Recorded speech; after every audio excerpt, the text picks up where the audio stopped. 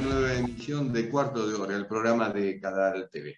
El Salvador recrudeció su guerra contra las pandillas por medio de una controvertida reforma del Código Penal. La aprobó la Asamblea Legislativa a pedido del presidente, Nayib Bukele, en medio de la peor ola de violencia en los últimos 30 años. El mecanismo de represión y disuasión agrava las condiciones carcelarias y, en uno de sus incisos más polémicos, considera adultos a los mayores de 12 años.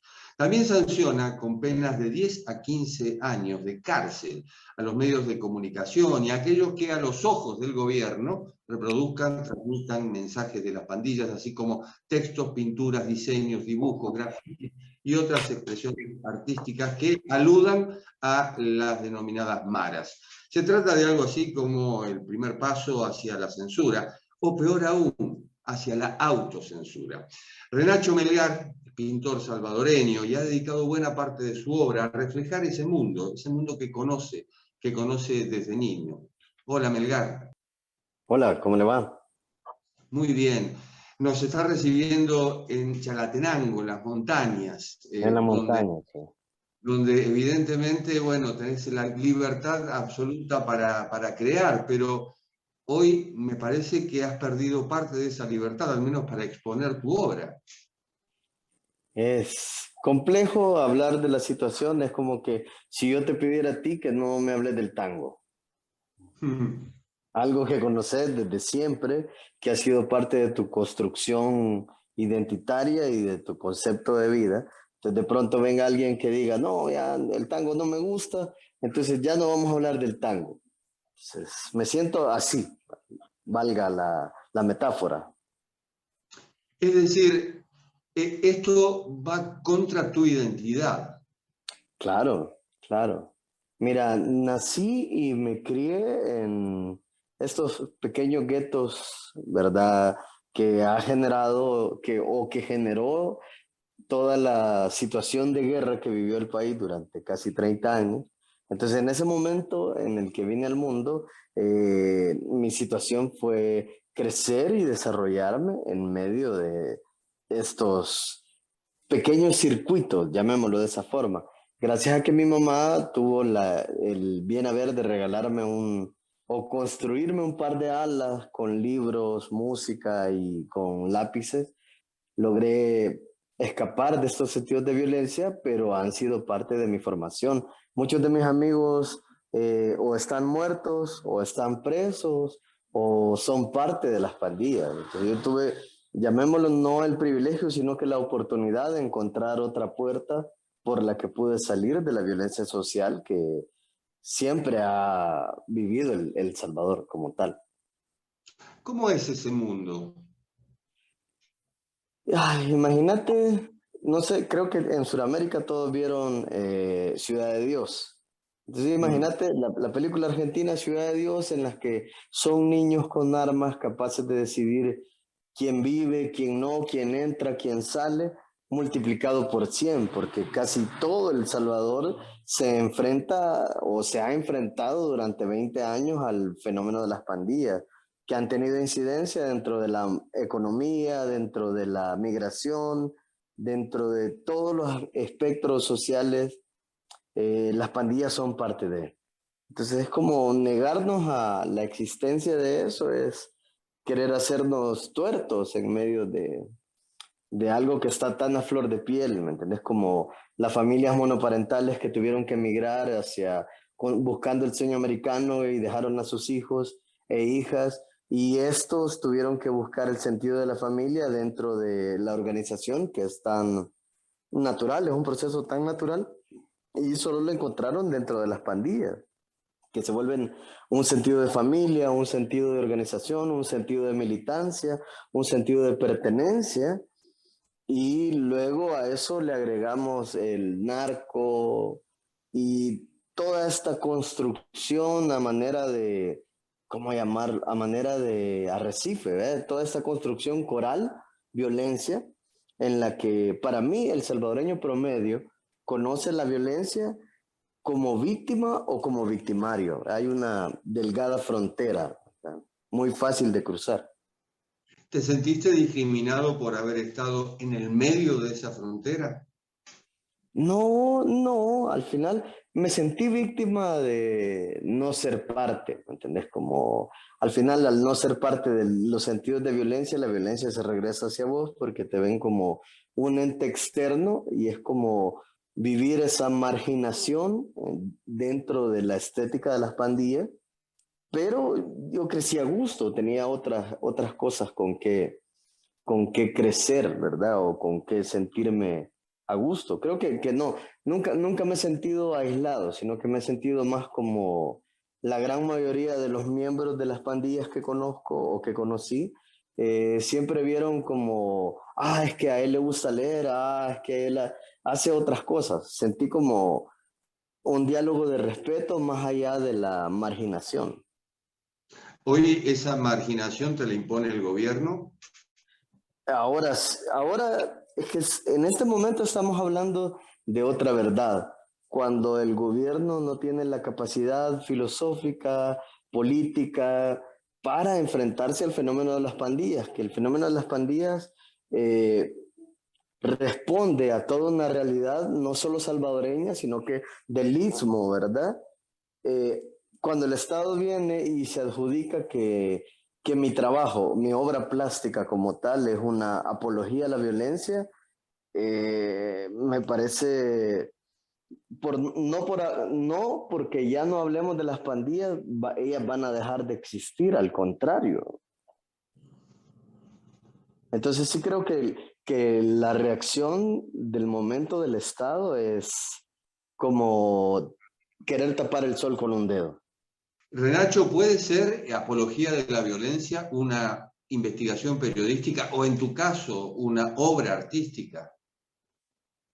No lo creo, porque solo es como que cuando un mexicano plantea tierra y libertad, ¿verdad? Es como es tan intrínseco dentro de la cultura, dentro de la identidad, que se vuelve una extensión más. Para mí, cada una de mis piezas no estoy construyendo el héroe dentro de las pandillas, sino que siempre he pensado que la educación y la familia son la base de la sociedad y toda mi obra ha sido tratar de generar ese tipo de preguntas. ¿Cómo va a ser la sociedad? Imagínate que en el 2006 me hice la pregunta de cómo iba a ser la sociedad salvadoreña dentro de 10 años.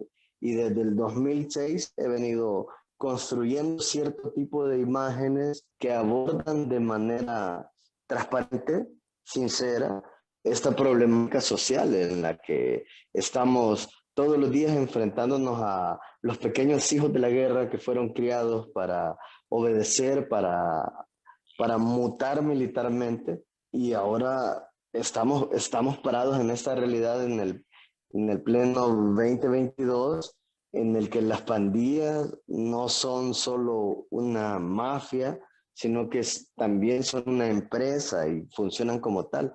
Entonces, siempre he querido abordar el tema desde el hecho de la familia, desde el hecho de la identidad, desde el hecho de la estética de la migración o la estética de las pandillas, cómo eso marca una pauta para todo lo que se nos avecina, porque siempre he dicho, es como las pandillas solo son un pequeño seno que luego es capaz de aferrarse al narcotráfico, aferrarse a la migración, aferrarse a los feminicidios, aferrarse a la desaparición forzada y está ahí, es como un pequeño tumor del que no queremos hablar, pero es capaz de hacer metástasis con cualquier otro síntoma que implica violencia contra la realidad centroamericana.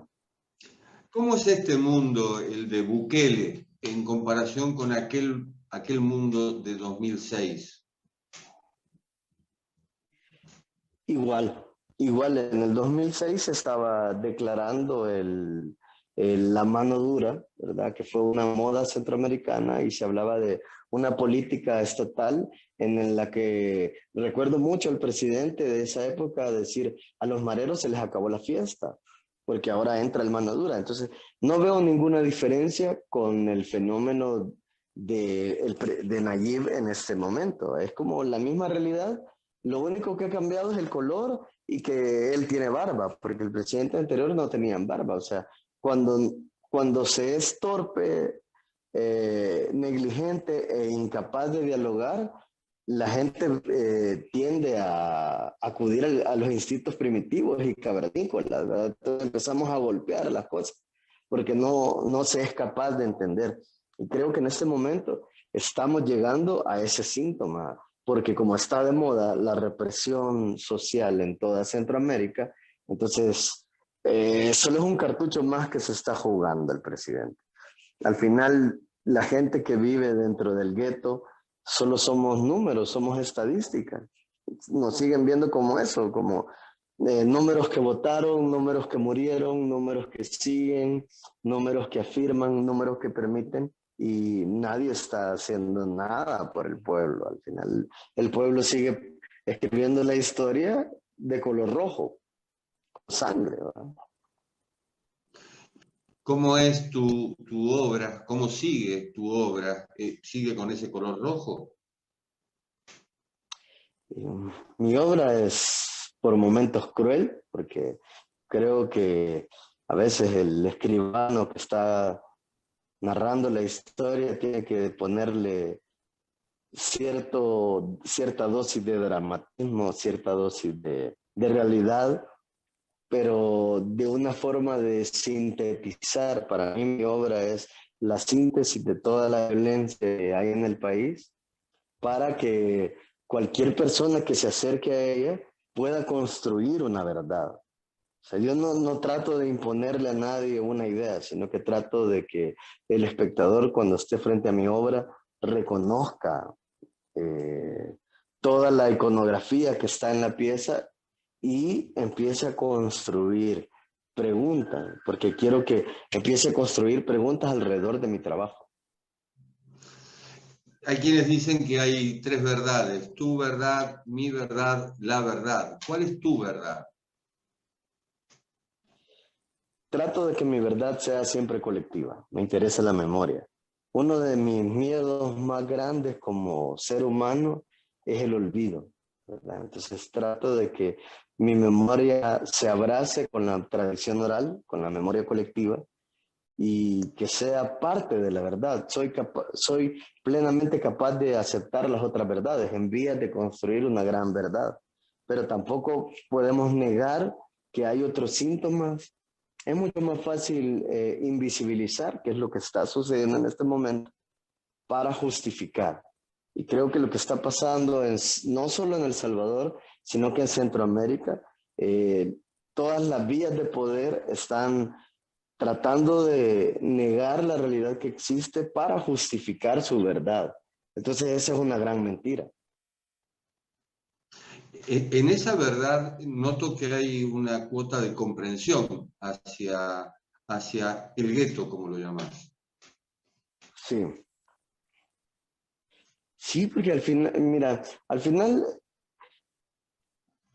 realmente son muy pocos los estudios que han hecho tanto antropólogos como periodistas del fenómeno de las pandillas, ¿verdad? Como esa realidad de convivencia de la villa, de lo rural, todo lo que implica el hacinamiento social.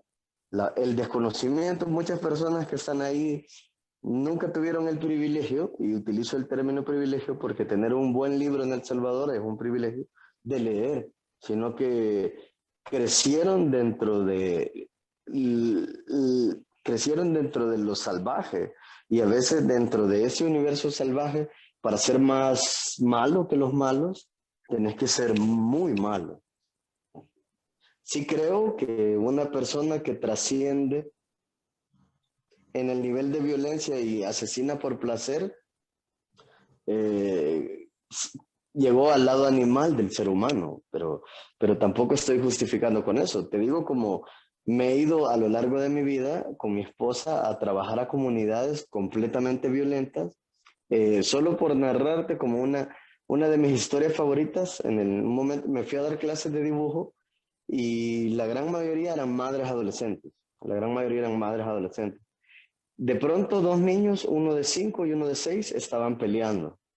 Y vine yo y me acerqué al niño de 6 y le dije, miren, pero yo tengo más pinceles para que ustedes sigan dibujando.